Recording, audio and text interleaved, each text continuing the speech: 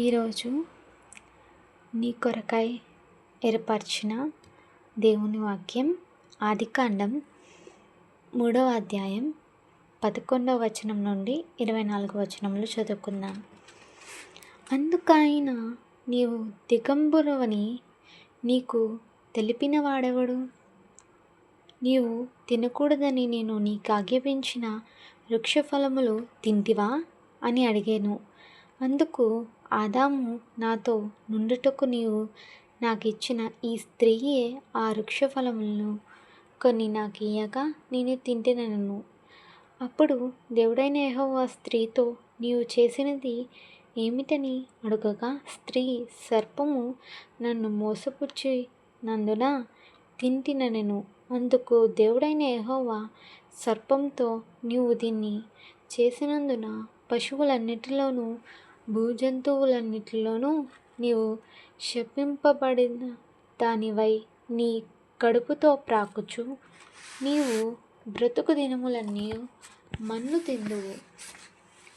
మరియు నీకును స్త్రీకిని నీ సంతానమునకును ఆమె సంతానమునకు వైరము కలుగజేసెదను. అది నిన్ను తల మీద కొట్టెను, నీవు దాన్ని మడమ మీద కొట్టెదనని చెప్పెను. ఆయన స్త్రీతో, నీ ప్రయాసమును నీ గర్భవేదనను నేను మిక్కిలి హెచ్చించెదను. వేదనతో పిల్లలను కందువు. నీ భర్త ఎడల నీకు వాంఛ కలుగును, అతడు నిన్ను ఏలునని చెప్పెను. ఆయన ఆదాముతో, నీవు నీ భార్య మాట విని తినవద్దని నేను నీకు ఆజ్ఞాపించిన వృక్షఫలములు తింటివి కనుక నీ నిమిత్తము నేల శపింపబడియున్నది. ప్రయాసంతోనే నీవు బ్రతుకు దినములన్నీ దాని పంట తిందువు. అది ముండ్ల పొదలతోనూ గచ్చపొదలను నీకు మొలిపించును. పొలములోని పంట తిందువు. నీవు నేలకు తిరిగి చేరువరకు నీ ముఖపు చెమట కార్చి ఆహారం తిందువు. ఎలయనగా నేల నుండి నీవు తీయబడితివి, నీవు మన్నే గనుక తిరిగి మన్నైపోదువని చెప్పెను.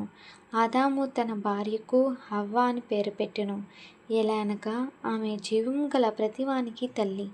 దేవుడైన యెహోవా ఆదామునకు అతని భార్యకును చర్మపు చొక్కాలను చేయించి వారికి తొడిగించెను. అప్పుడు దేవుడైన యెహోవా, ఇదిగో, మంచి చెడులను ఎరుగునట్లు ఆదాము మనలో ఒకని వంటి వాడా?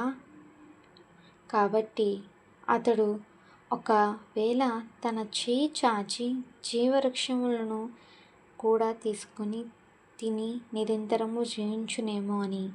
దేవుడైన యెహోవా అతడు ఏ నేల నుండి తీయబడునో దాన్ని సేదపరచుటకు ఏదెను తోటలో నుండి అతన్ని పంపివేసెను. అప్పుడు ఆయన ఆదాము వెళ్ళగొట్టి ఏదెను తోటకు తూర్పు దిక్కున కేరూబులను జీవవృక్షమునకు పోవు మార్గమును కాచుటకు ఇటు అటు తిరుగుచుండగా ఖడ్గజ్వాలలు నిలవబెట్టెను.